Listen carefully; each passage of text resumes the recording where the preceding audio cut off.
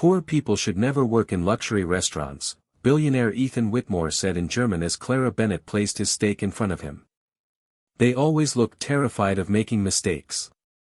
Clara did not even blink. She calmly set down the plate, looked him directly in the eyes, and answered in flawless German. And arrogant rich men always assume waitresses are too stupid to understand them. The entire table froze. Ethan's hand stopped halfway to his bourbon glass. One investor looked down immediately, trying not to react. Another stared at Clara with open shock.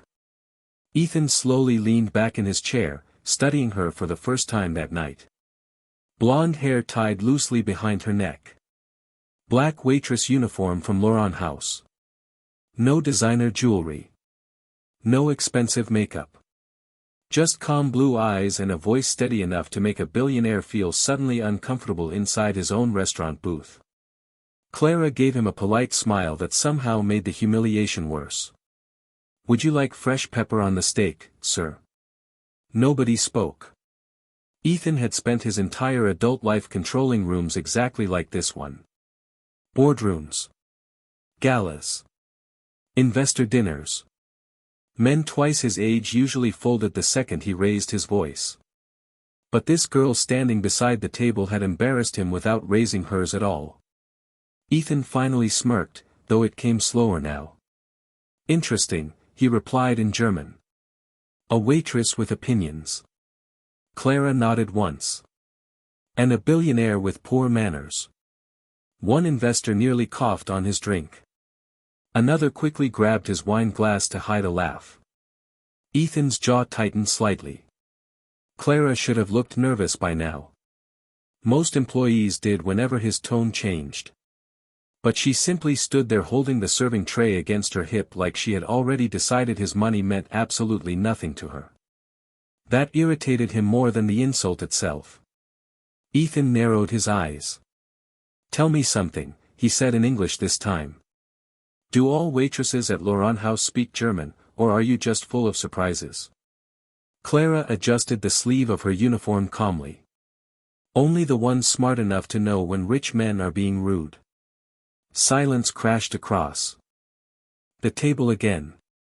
Ethan stared at her for a long second before letting out a quiet laugh under his breath. Not amused. Interested. That was new. Very new. Clara turned smoothly toward the next guest and poured wine with practiced elegance, but Ethan barely heard another word spoken at the table after that. Because for the first time in years, someone had spoken to Ethan Whitmore without fear. And somehow, the person who did it was a waitress making $22 an hour. The kitchen doors barely closed behind Clara before the entire restaurant exploded into whispers. One waiter nearly dropped a tray trying to ask what just happened at Ethan Whitmore's table. Her manager stormed toward her with panic written all over his face. "Tell me you did not just insult Ethan Whitmore at table 12. Clara grabbed another tray calmly. "I answered his question. You embarrassed one of the richest men in Chicago. Then his ego must bruise easily." Her manager lowered his voice immediately. "Clara, this is not funny. That man owns half the buildings on this street." She almost smiled at that. It was always the same. Rich people entered rooms like weather systems. Everyone adjusted themselves around them automatically. Voices softened. Spines bent. People laughed harder than necessary. Pretended worse jokes were smarter than they were. Clara had spent years watching it happen. "Do you want me to apologize?" she asked flatly. Her manager stared at her hopefully. "Yes. Not happening." He rubbed his forehead in frustration. "You are lucky he did not ask for you to be fired." Clara picked up 2 dessert plates. Maybe nobody says no to him often enough. Across the restaurant upstairs, Ethan Whitmore barely touched his dinner. Which was unusual. Ethan enjoyed control almost as much as he enjoyed winning. And normally, once someone embarrassed themselves in front of him, he forgot them within minutes. But he could still hear her voice in perfect German. Calm. Sharp. Unafraid. Insecure men often mistake money for intelligence. The words replayed in his head in a way that irritated him deeply. One of his investors leaned closer. "You know," the older man muttered. "Carefully, I think she won that exchange."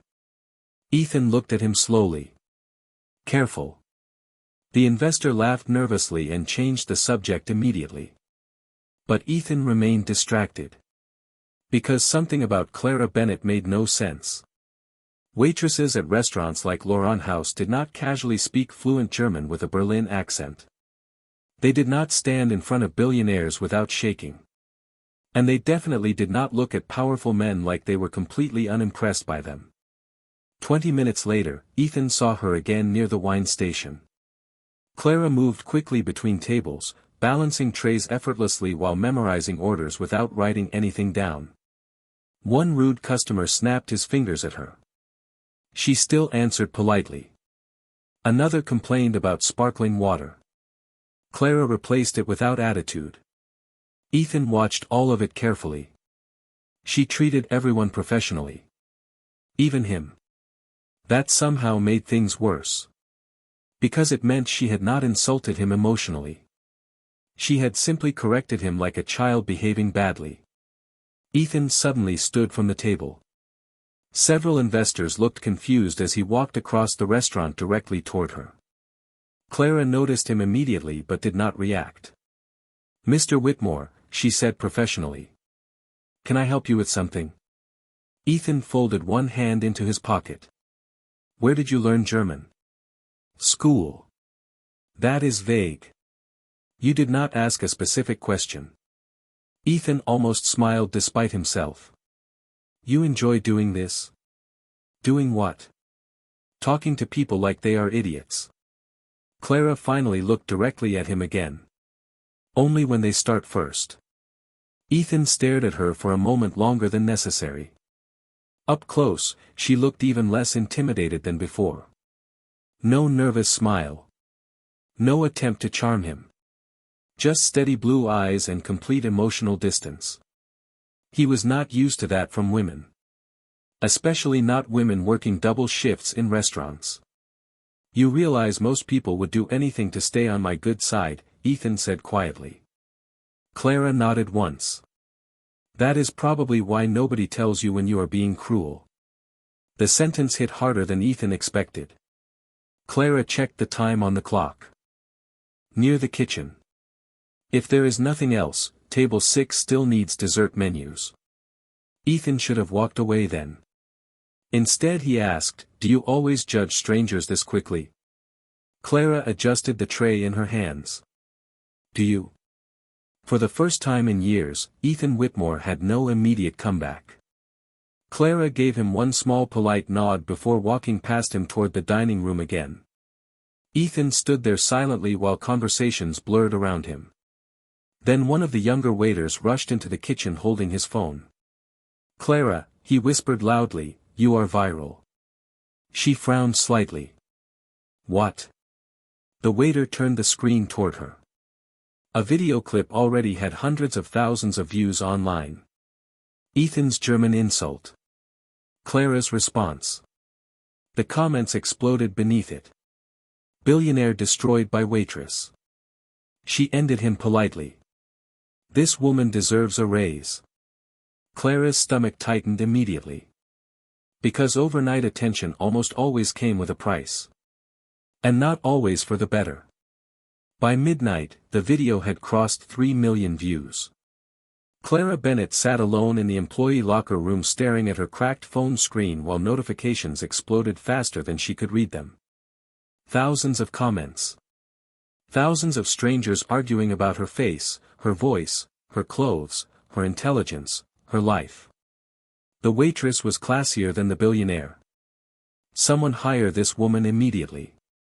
Rich men hate confident women. Clara locked the screen and exhaled slowly. She hated attention. Especially this kind. Across downtown Chicago, Ethan was still inside Whitmore Global with his communications director reviewing crisis reports from the viral video. His public relations director paced in front of him holding a tablet. This is becoming a problem, Vanessa said carefully. Ethan barely looked up. It is a video. It is a viral humiliation. She turned the screen toward him again. 12 million views across platforms in 6 hours. Business blogs are picking it up now. Ethan took the tablet calmly. One clip showed Clara answering him in German. Another zoomed in dramatically on his expression afterward. The internet had already turned it into a joke. Billionaire forgets poor people can be educated.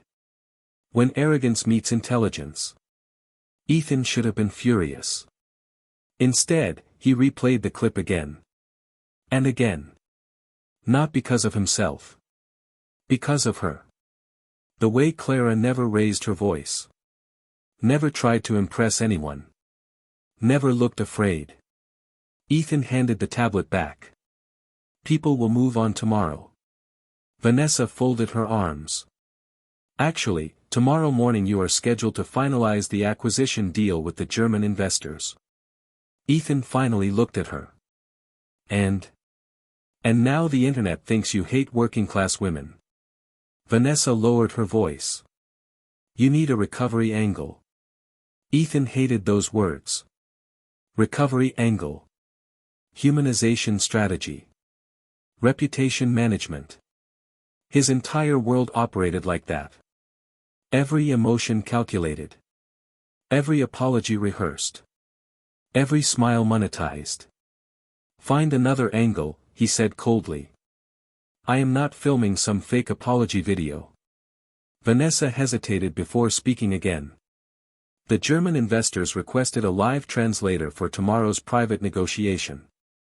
Ethan frowned slightly. Use the usual agency. The usual agency cancelled tonight. She paused carefully.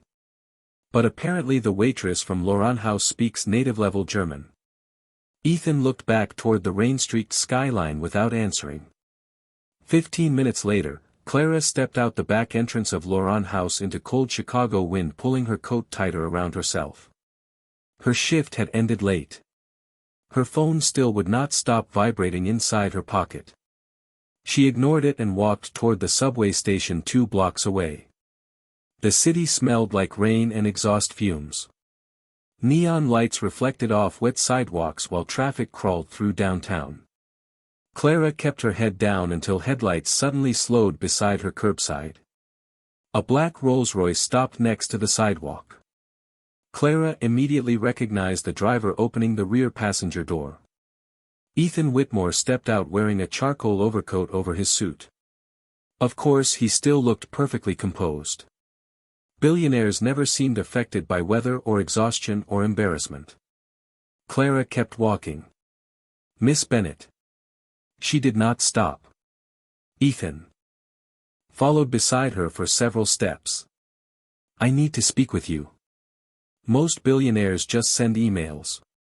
Most waitresses do not publicly embarrass them in German. Clara finally looked at him. You embarrassed yourself. Ethan almost smiled at that. Almost. Rain misted lightly across the street between them. Clara crossed her arms against the cold. Why are you here? Ethan studied her carefully before answering. I need a translator for a business negotiation tomorrow. Clara blinked once, clearly surprised. Then she laughed softly under her breath. That is your apology. It is a job offer. No, Ethan seemed genuinely caught off guard. People usually accepted his offers before he finished making them. You do not even know the salary. I already have a job. A job where customers insult you for sport. Clara's expression hardened immediately. Careful. Ethan realized too late he had crossed a line again. She stepped backward slightly. You think throwing money at people fixes everything. Money fixes most things. Not character. The sentence landed harder than the rain now falling steadily around them. Clara adjusted the strap of her worn bag over one shoulder. Good night, Mr. Whitmore. Then she walked toward the subway stairs without looking back. Ethan remained standing alone beside the Rolls-Royce while cold rain soaked slowly into the shoulders of his expensive coat. And for the second time in 2 days, Clara Bennett left him speechless. The next morning, Clara Bennett woke up to 43 missed calls. Most came from unknown numbers. 2 came from her manager. 1 came from her landlord. She stared at the ceiling for a long moment before reaching for her phone again. Her apartment above the laundromat suddenly felt much smaller now that millions of strangers online knew her face. Clara sat up slowly and checked her bank account out of habit. $87.12. Rent was due in 4 days. Her mother's medication refill was due tomorrow. Reality returned fast. Viral moments did not pay bills. A loud knock suddenly echoed through the apartment. Clara? Her landlord's voice carried through the door. You awake? Clara opened the door carefully. Mr. Donnelly stood there holding his phone with a confused expression. You are famous now. Clara sighed. Unfortunately. He scratched the back of his neck awkwardly. Listen, about rent. I can give you another week. Clara blinked in surprise. You do not have to do that. My daughter saw the video online. He shrugged. She said you seemed like a decent person. Clara looked down briefly, unexpectedly moved by the kindness. 2 hours later, she arrived at Laurent House expecting chaos. Instead, every employee stopped what they were doing the second she entered. One waiter actually clapped. Another whispered dramatically, the German assassin has arrived. Clara groaned immediately. Please stop calling me that. Even her manager looked less angry now. Because business had exploded overnight. Customers filled the reservation list hoping to spot the waitress from the viral video. Table request specifically asking for you, her manager admitted while handing her an apron. People are ordering expensive wine just to sit in your section. Clara stared at him. So suddenly humiliating billionaires is good for business? Apparently. Before she could answer, the front doors opened. And every conversation inside the restaurant instantly quieted again. Ethan Whitmore walked in alone. No investors. No security. Just a dark gray coat and the same unreadable expression he always wore. Clara froze beside the hostess stand. Ethan noticed her immediately. His eyes locked onto hers as he approached slowly across the restaurant. Several employees suddenly became very interested in cleaning nearby tables. Mr. Whitmore, the hostess began nervously, your usual private table is. I am here to speak with Clara. Clara folded her arms carefully. You know, stalking waitresses usually makes billionaires look worse online. Ethan ignored the comment completely. I have a proposition for you. Again. $5,000. 1 day of translation work. Several nearby employees nearly choked hearing the number. Clara remained still. Ethan lowered his voice slightly. The German investors flew in overnight. The meeting starts at noon. Clara studied him carefully. Expensive coat. Perfect posture. Exhaustion hidden just beneath his eyes. He probably had not slept much either. Why me? She asked quietly. Ethan answered immediately this time. Because you are the best person for the job. Clara hesitated briefly. That answer sounded more honest than she expected. Then she remembered exactly who he was. A billionaire used to getting whatever he wanted. Clara adjusted the sleeve of her uniform slowly. 10,000. Ethan blinked once. Clara held his gaze calmly. And you apologized to every waiter in this restaurant for how you acted the other night. The entire front lobby went completely silent. Every employee near the hostess stand stared at Ethan Whitmore waiting for his reaction. Clara Bennett stood completely still with her arms folded while the billionaire in front of her processed something he almost never heard from anyone. A condition. Ethan slowly glanced around the restaurant. Half the staff avoided eye contact. The other half looked seconds away from enjoying this far too much. Clara did not move an inch. "You are negotiating with me?" Ethan asked quietly. "You came here asking for help," Clara replied. "That changes the balance a little." One waiter immediately turned away pretending to clean silverware so nobody would notice him smiling. Ethan looked back at Clara for a long moment. Then, unexpectedly, the corner of his mouth lifted slightly. $10,000, he repeated. "And an apology. A sincere one." Ethan exhaled once through his nose like the situation physically pained him. But then he did something nobody inside Laurent House expected. He turned toward the restaurant staff. "The other night," he said calmly, "I behaved disrespectfully. Not only toward Clara, but toward people here doing their jobs professionally." Silence swallowed the room instantly. Nobody inside Laurent House seemed to know how to react to Ethan Whitmore apologizing. Ethan continued carefully, each word clearly deliberate. "I made assumptions about people I did not know. That was unfair. And I am sorry." Nobody spoke for 2 full seconds. Then Clara's manager awkwardly cleared his throat. "Well, wow. Clara." Studied Ethan carefully, almost suspiciously. Clara studied him carefully. The apology sounded genuine, and somehow that unsettled her more.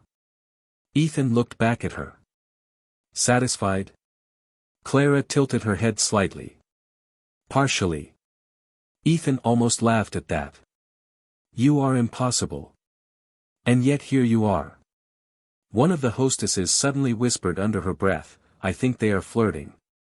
Clara heard it immediately. So did Ethan. Clara grabbed her coat from behind the front desk before the conversation could become more embarrassing. "What exactly is this meeting?" she asked. Ethan's expression shifted back toward business instantly. "An acquisition deal with a German company. The investors flew in this morning. The negotiations became complicated." Clara slipped her arms into her coat. "Complicated how?" Clara asked.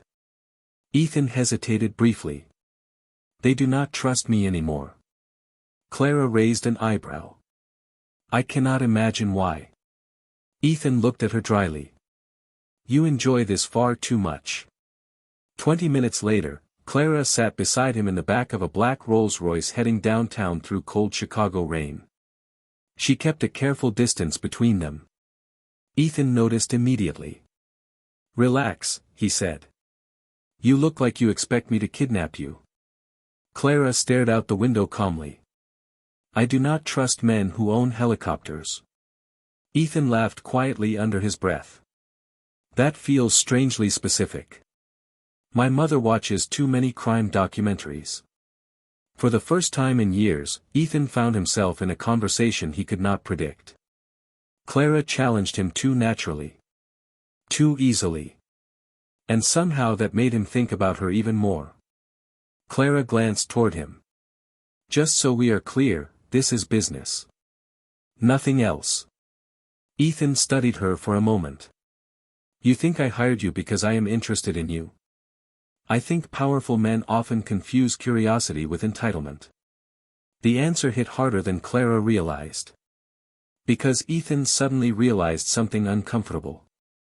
The viral video was no longer the reason he could not stop thinking about her. Whitmore Global occupied the top floors of a glass tower overlooking the Chicago River, and Clara hated how quickly the building intimidated her. Employees moved through the lobby with the sharp efficiency of people afraid to waste Ethan Whitmore's time. Several recognized Clara immediately from the viral video. One assistant nearly dropped her tablet staring at her.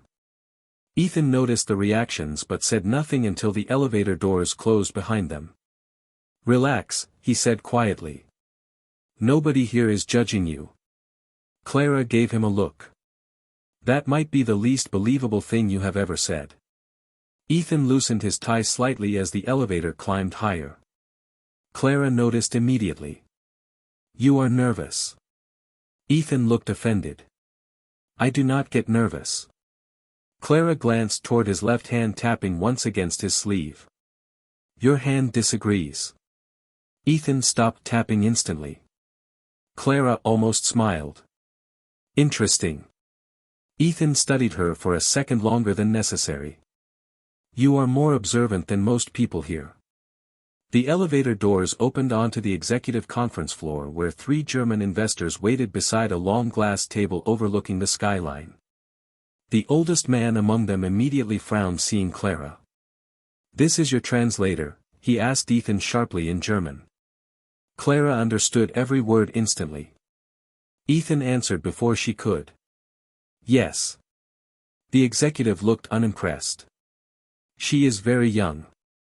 Clara calmly removed her coat and answered in German before Ethan could speak again. And yet somehow still old enough to recognize condescension when I hear it. Silence. Ethan looked away briefly, clearly hiding amusement. One younger executive suddenly laughed under his breath while the older man blinked in surprise. Clara walked toward the table confidently now. Should we begin? The meeting started tense and cold. Clara translated rapidly between English and German while financial projections filled giant screens across the room. But within 30 minutes, Ethan realized something unexpected. Clara was extraordinary. Not simply fluent. Brilliant. She did not translate mechanically. She understood tone. Strategy. Subtext. When one executive attempted to bury a hidden condition inside complicated legal wording, Clara caught it immediately. That clause changes liability-responsibility completely, she said calmly to Ethan in English. They are hoping your team misses it. Ethan's lawyers quickly reviewed the document. 10 minutes later, they confirmed Clara was right. The mistake would have cost Whitmore Global millions. Ethan looked at her differently after that. So did everyone else in the room. During a short break, Clara stepped toward the windows overlooking downtown Chicago. Snow drifted lightly across the skyline outside. A moment later, Ethan walked over beside her holding 2 cups of coffee. Black, he said, offering one. Clara looked surprised. How did you know? Ethan shrugged lightly. You seem like someone who does not trust sugar. Clara laughed softly before she could stop herself. Ethan glanced toward her, caught off guard by the sound. For a second, neither of them said anything. Then Clara noticed a framed photograph sitting near the corner of his office shelf. A teenage Ethan beside an older man in a mechanic uniform outside a small auto shop. She looked back at him carefully.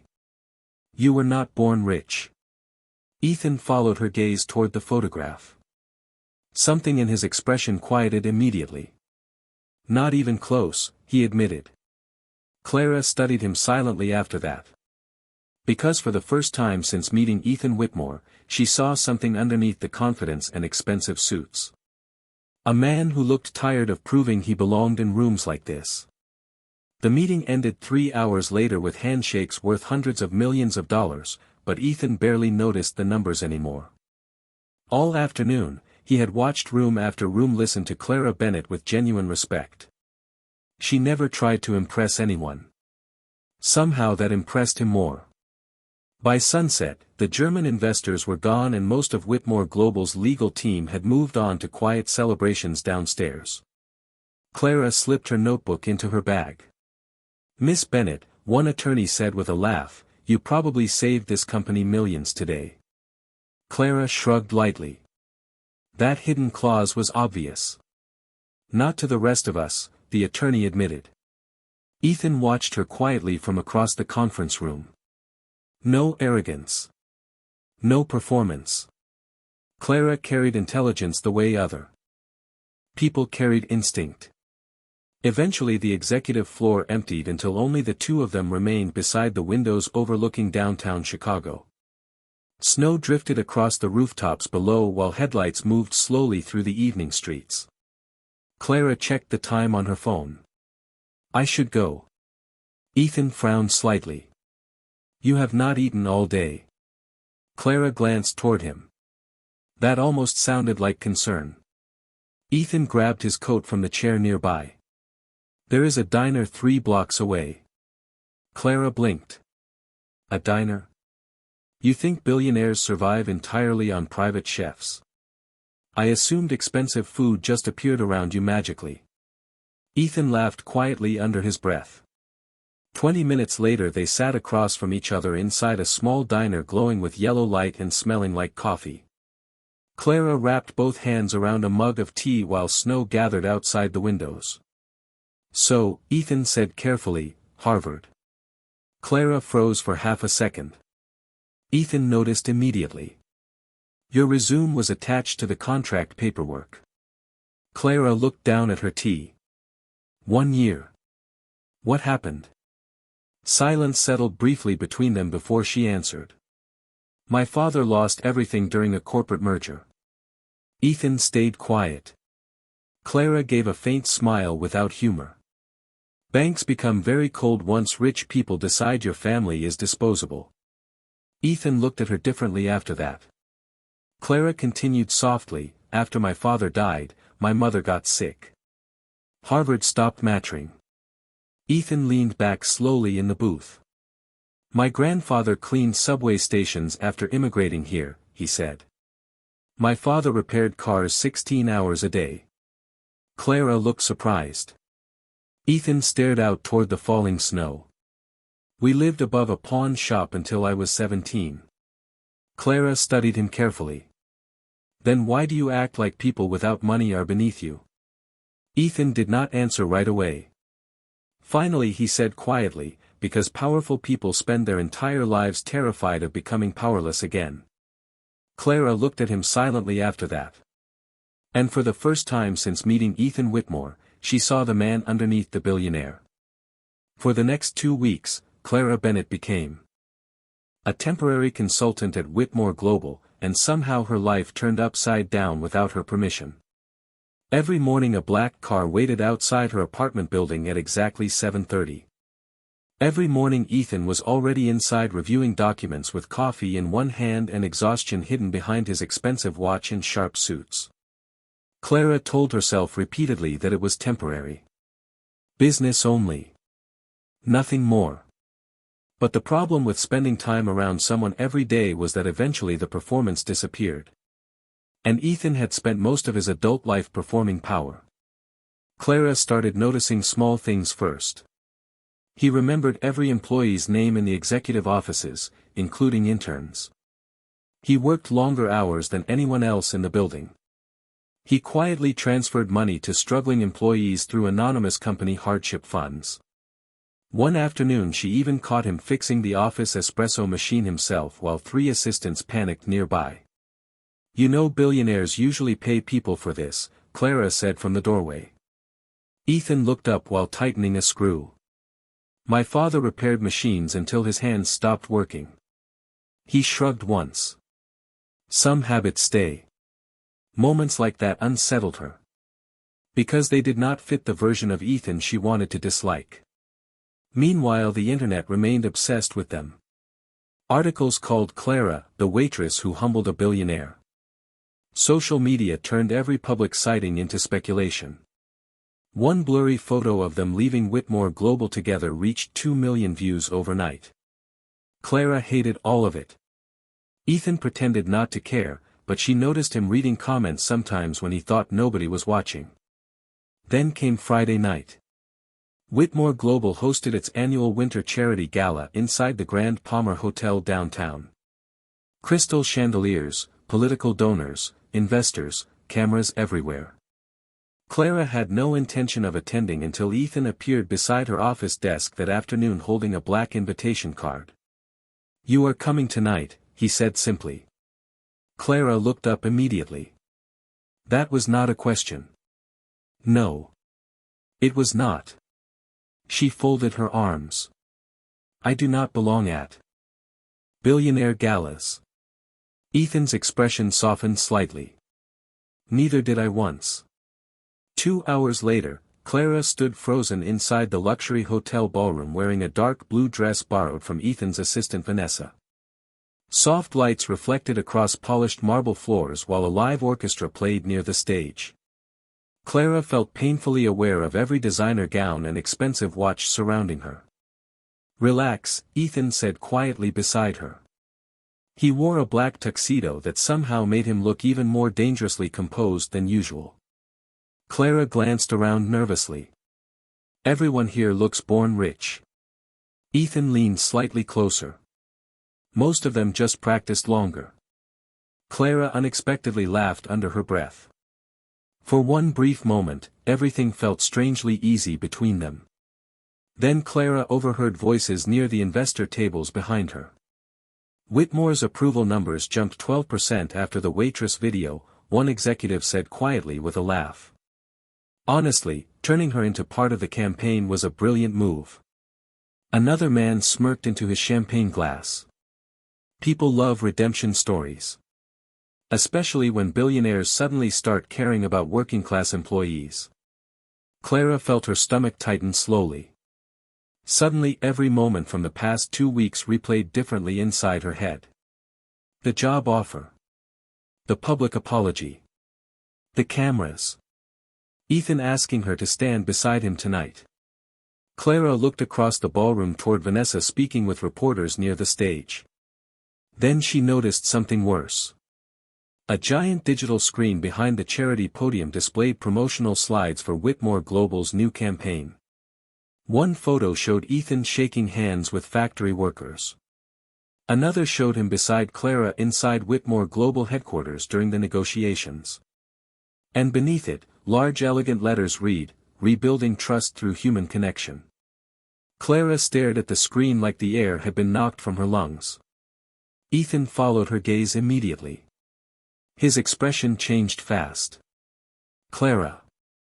But she was already stepping backward away from him. "You used me." Her voice stayed quiet, which somehow hurt Ethan more than yelling would have. The ballroom. Noise faded into distant static inside Ethan Whitmore's head the second Clara Bennett stepped away from him. He moved instinctively. "Clara, wait." She turned toward him slowly, hurt written across her face in a way that hit harder than anger ever could. "Do not," she said quietly. "Please do not stand there pretending this was all accidental." Around them, wealthy guests continued laughing beneath crystal chandeliers, completely unaware that the most important conversation in the room was happening beside the stage. Ethan lowered his voice immediately. "I did not know they used your photo for the campaign." Clara looked at the giant screen again. Her image beside the words "human connection." Rebuilding trust. Like she was a public relations accessory instead of a person. "But you knew your company was turning me into part of your image." Ethan opened his mouth to answer, then stopped. Because he had no defense that sounded honest enough. Clara gave one small nod like that silence confirmed everything. "That is what people like you do," she whispered. "You take painful things and package them until they become useful." Ethan watched her walk away through the ballroom crowd before he finally realized something terrifying. He cared whether she left. More than the investors. More than the press.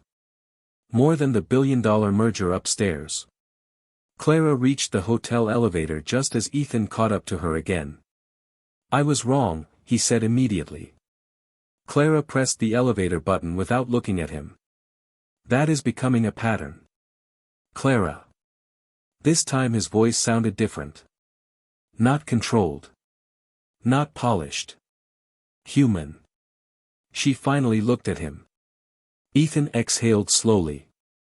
"At first, maybe part of me did see this as damage control." The honesty hurt to admit out loud.